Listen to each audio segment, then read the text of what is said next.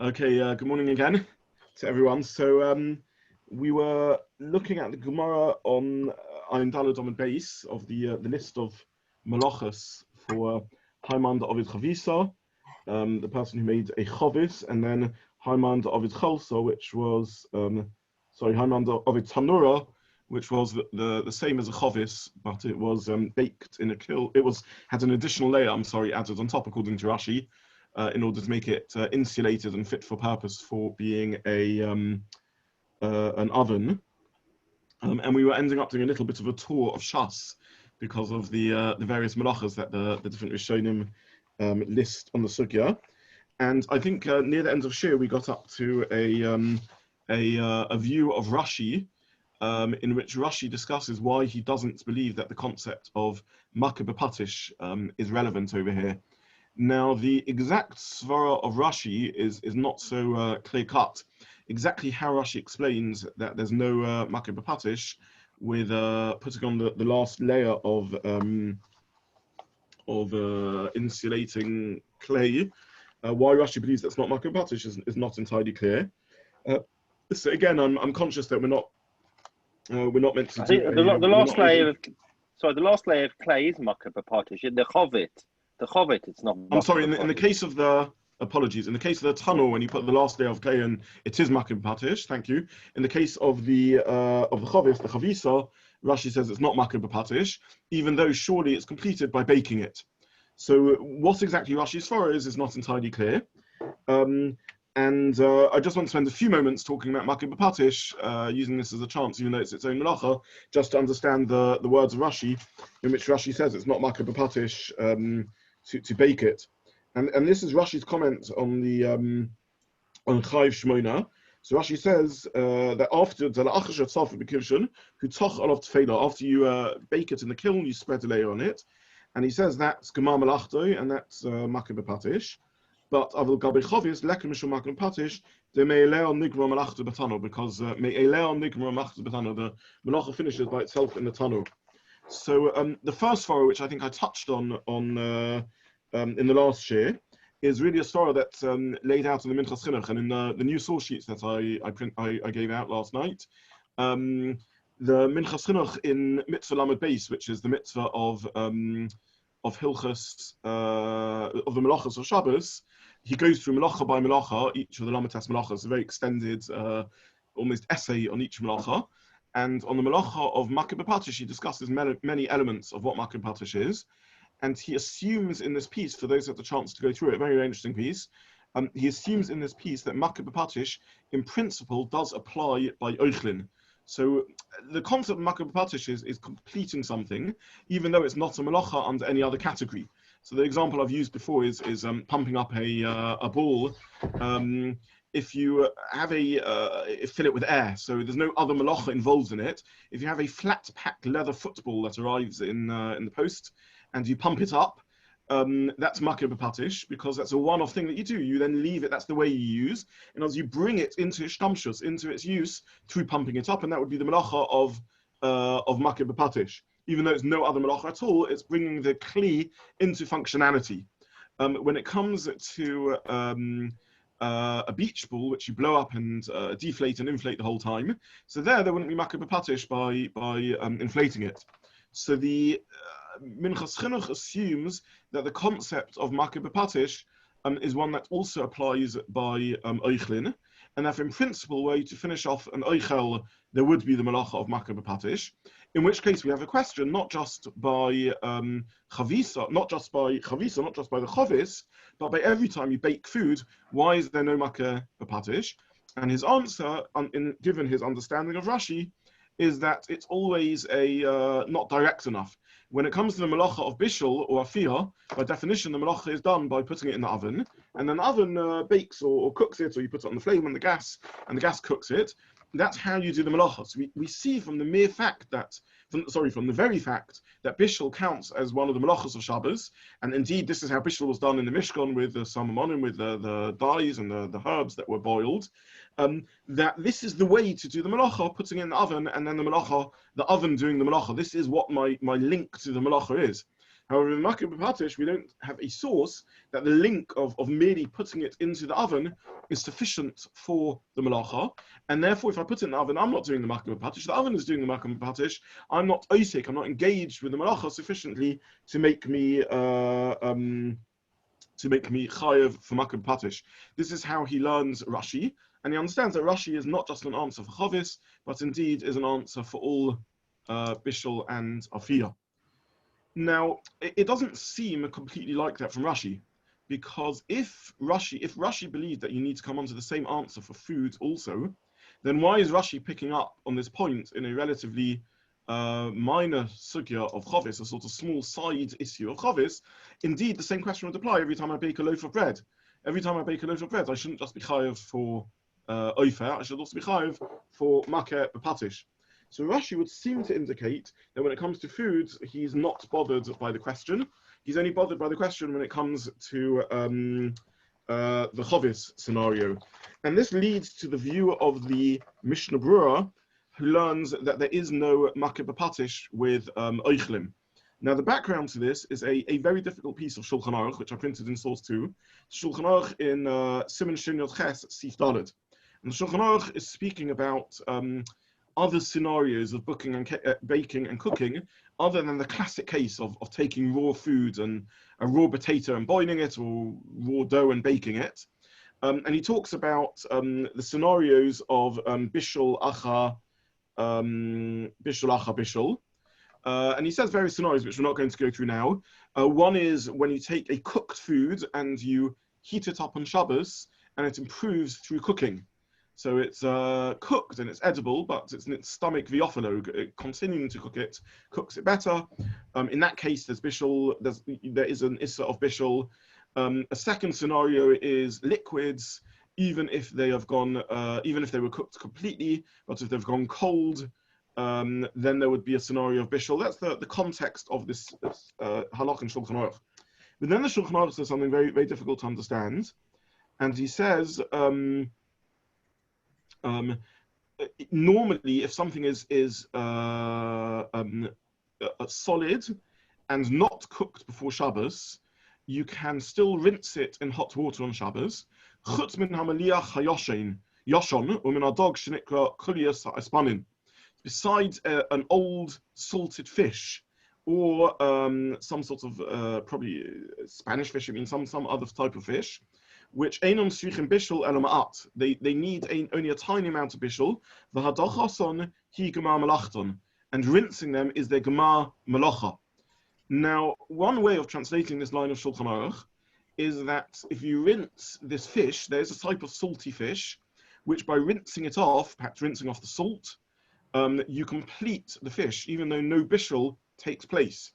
Similarly, this dug of Kulias aspanius, this fish, rinsing it under hot water is its gemar melacha, even though it maybe doesn't fulfill the normal criteria of bishul.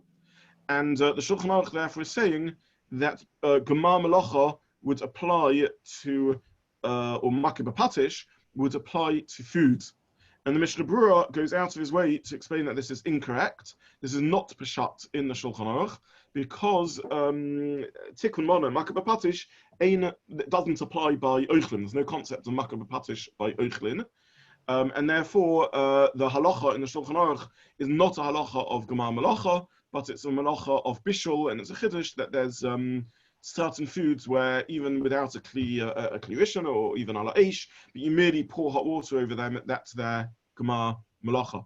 So this, whether makeh b'patish is a concept that applies to foods or not, is a debate effectively between the Minchas Chinuch and the Mishnah Berurah. The Minchas Chinuch assumes it does, and you always need to come onto the svara that if it's the oven doing it, it's not me doing it, it's the oven doing it with respect to makeh b'patish. And the Mishnah Berurah believes that the concept doesn't start, and there's no makeh b'patish with oichlin. There are pieces of evidence to the contrary also, but perhaps one can draw various distinctions. So, for example, midrabanan one is not allowed to take truma and maaser on Shabbos, or hafrashas challah on Shabbos. If you realize, if you're in Eretz Yisrael and you have tevel and you realize you forgot to give take the various tithes for the Kohen and the Levi, and therefore you can't eat it on Shabbos. You're not allowed to do Hafashas, Trumas, and Masras on Shabbos because of Makeh B'Patish, which would indicate that there is Makeh B'Patish with Eichlim. And the answer would be that the reason the Mishnah Berurah believes there's no Makeh B'Patish with Eichlim is not because it's not the sort of functionality about which Makeh B'Patish applies. We can ask ourselves, why would Makeh B'Patish not apply with Eichlim, with food? And one answer could be because it's a concept that makes sense with utensils, but not with food, which is just eaten. That's not Pshat in the Mishnah Berurah. You see this from this drabonon of Makeh B'Patish through tithing. You see the explanation is that since it's in the production of the food itself, this is production, this isn't Makeh B'Patish. We'll come on to a similar svara in a few moments. But if it's removing an extraneous a completion, which isn't in the food itself, there the Mishnah Berurah would agree that there is Makeh B'Patish, and you can't tithe. However, the baking is not Makeh B'Patish, this is the production of food, and therefore it's the melacha of ofer and mavashel. And this is very, very important in Halacha, because we can think of all sorts of completions of foods which you do directly and are not ofer, and if there's a concept of Makeh B'Patish with Eichlim would be asa. And I just was giving before sharing a little perusal of some of the poskim. I was looking at some of the modern day contemporary poskim to see examples. They bring, some of them discuss adding carbon dioxide to soda water. You have these machines that pump carbon dioxide into water to make it soda water. There's no melacha in that, unless it's an electric machine. Most of them aren't. They're just a sort of pump action. However, you could think about Makeh B'Patish because you're sort of completing it into the sort of drink you want through adding the carbon dioxide into the soda stream. Nonetheless, this is mutter because there is no Makeh B'Patish with Eichlim. Making jelly is discussed in the poskim. There may be other prohibitions for making jelly on Shabbos, like moiled, bringing something new into existence. But one of the things discussed is, would this be Makeh B'Patish? You have this powder, which is not the food. You add the liquid and you let it become jelly. Maybe this would be Makeh B'Patish. It's probably, though, it would appear it's not Makeh B'Patish for two reasons. Number one, because as per the Pesakim Mishnah Berurah, Makeh B'Patish doesn't apply to Eichlim. And number two, because you have the same svara of Rashi, even Minchas Chinuch here would agree, it happens by itself. You merely add the water and then it has to settle to become jelly, and therefore Makeh B'Patish wouldn't apply in this case. What about a very common scenario? If you have a syrup, Ribena, for example, so would that be Makeh B'Patish by adding the water to the syrup? The syrup itself is too sweet to drink. It's not the way it's drunk. You add the water to it, and this is Makeh B'Patish, completing the food item by adding water to it. There's no other melacha in this. It's not bishul. It's not no other prohibition. And again, this is mutter because of the psak of the Mishnah Berurah that there's no Makeh B'Patish with Eichlim. So this is a very important issue. Pot noodles is discussed also. Is pot noodles adding hot water to the pot noodles? There may be an issue of bishul, and there would be a second issue of Makeh B'Patish potentially in hydrating dehydrated foods. And again, this would be the same concept of Makeh B'Patish, and there's no issue of Makeh B'Patish with Eichlim again for the same reason. So well, these are. Why would there be an issue of bishul? Because it's already been cooked. Well, that's correct. If it turns out that all the food and pot noodle is already cooked, then bishul wouldn't be an issue, but you'd have a separate issue of hydrating food, which you could consider to be Makeh B'Patish. So it'd be similar with pasta then. With pasta, it's all been bishuled beforehand. That's correct, yes. Except there are other issues because the pasta is ne'efa, is baked, and now you're softening it with bishul. So it may be that the bishul it's improved the bishul process. Yeah. Thank you. Yeah. Whereas with pot noodles, it would appear there's actually no improvement. It's completely nespashal, and then it's just hydrated. It's just dehydrated. But I think once you allow the principle of Makeh B'Patish to apply to food, it does seem like Ein Davar Sof, because putting salt in your soup to bring it to the final flavor, that would suggest that you couldn't add flavoring, you couldn't add spice, you couldn't do something that improves the food in any meaningful way. Because that would be argued to be Makeh B'Patish. I mean, you are correct. I don't know what in the Minchas Chinuch's universe. I don't know where this will take us. There is a lengthy biur halacha which I printed on the sheet, in which he strongly argues this point that we should not be machmir for makir b'patish for food, and I think that's you're what correct. It would end up being a dava I know soif. what you're saying, yeah. Sorry. Yeah, it does seem like sometimes ein dava sof is halachically pragmatic and sensible, and maybe the No, I mean the in halach l'maisen we are not machmir for this. I don't believe we're machmir for makir b'patish in this scenario. Okay, so this is the explanation of the Minchas Chinuch in the sugya. There are a couple of other possible answers floating around here. I think I printed in the sources in source 1. I think I printed a me'iri. The me'iri is on the sugya of kuf daled on the base. The topic of the sugya is completing.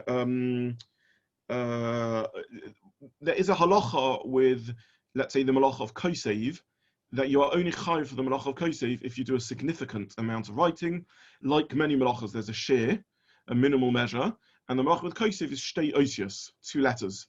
Similarly, with weaving, the melacha is 2 chutim, 2 threads.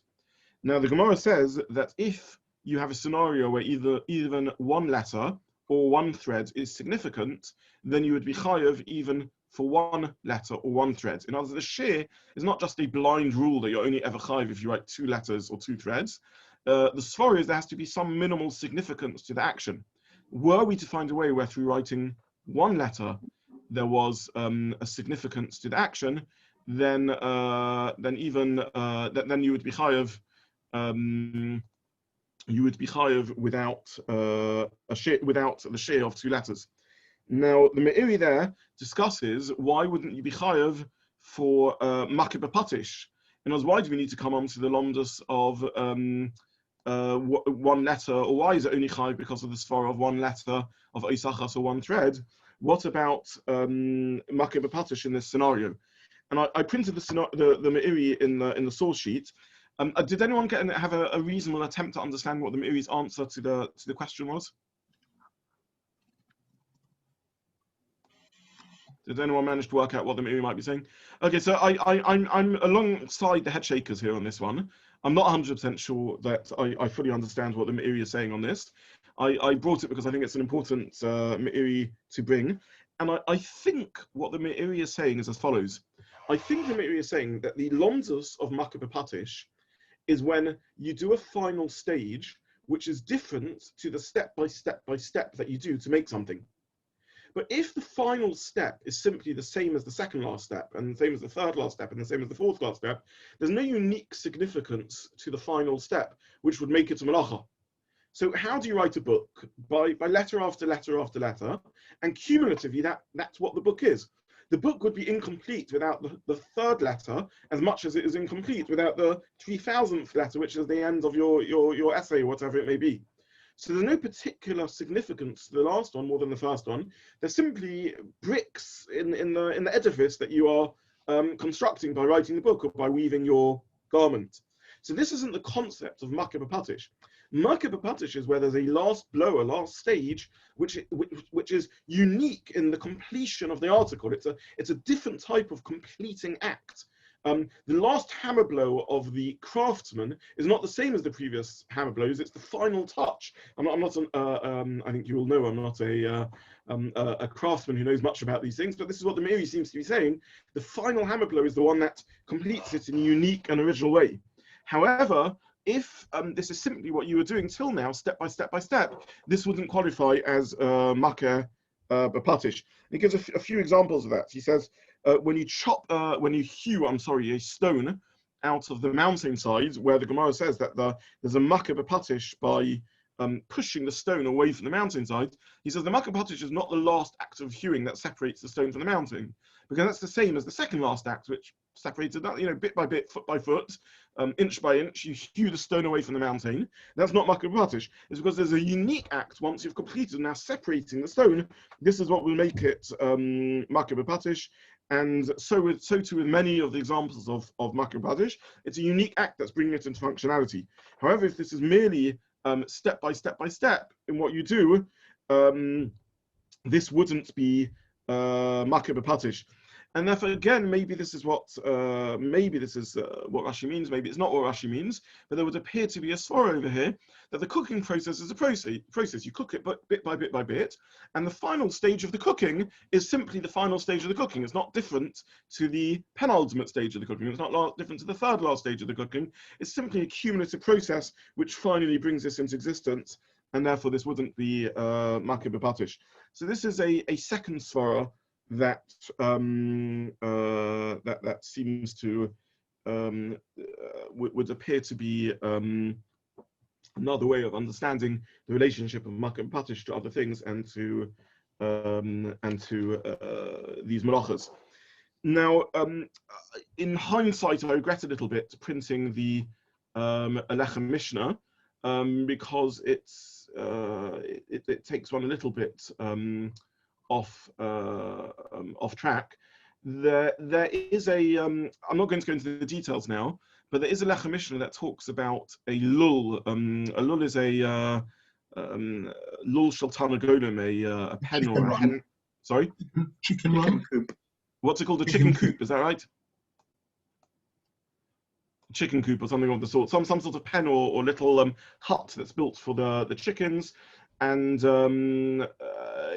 apparently in constructing this hut, one drills holes into the sides of the hut in order to ensure that there's light and air for the chickens. And it appears in a sugya, which we're not going to go into now, the sugya of boina.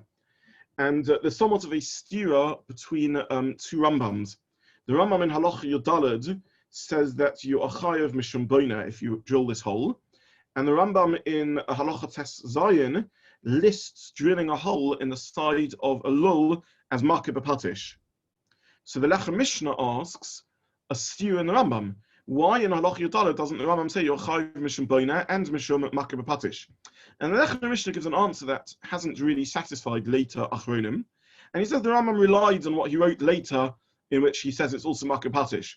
So effectively what you have, just to summarize the crux of the matter, you have a Rambam who says that if you drill a hole in a lul, you're chayiv mishum boina, and the Rambam should have said you're chayiv two melachos, according to the Halacha Mishnah's reading. You're chayiv for boina, and you're also chayiv for Makir B'Patish, because the last hole that you drill in the coop is Makir B'Patish also, says the Rambam.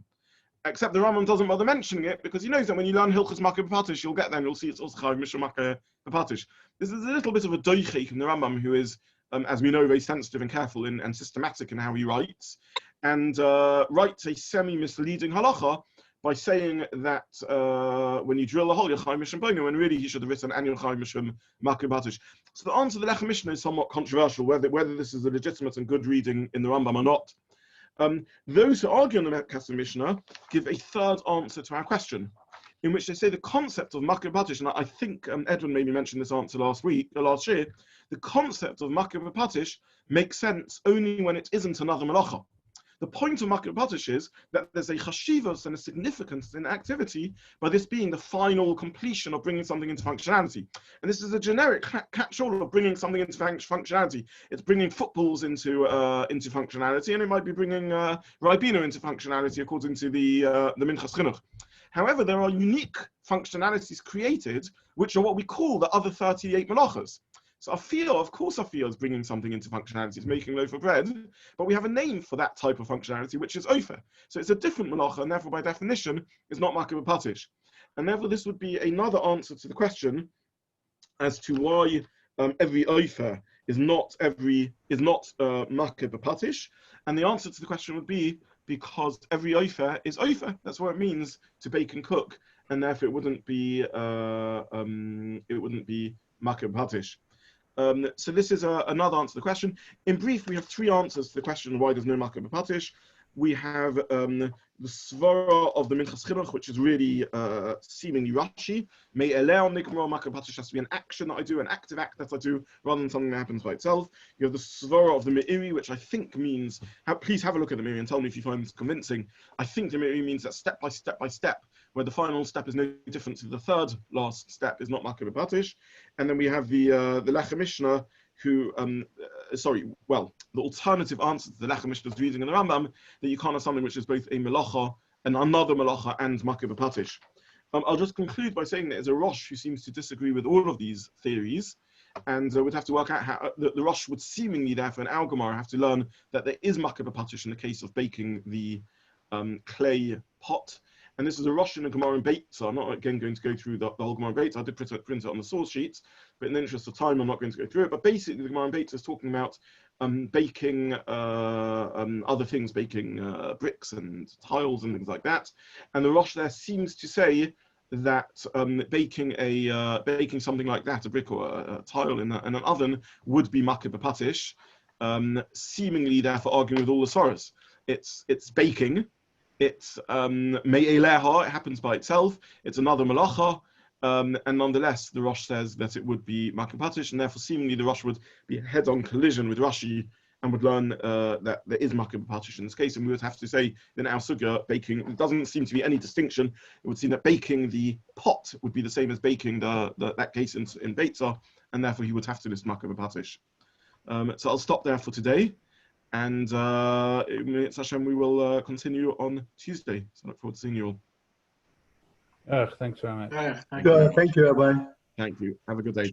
Thank you.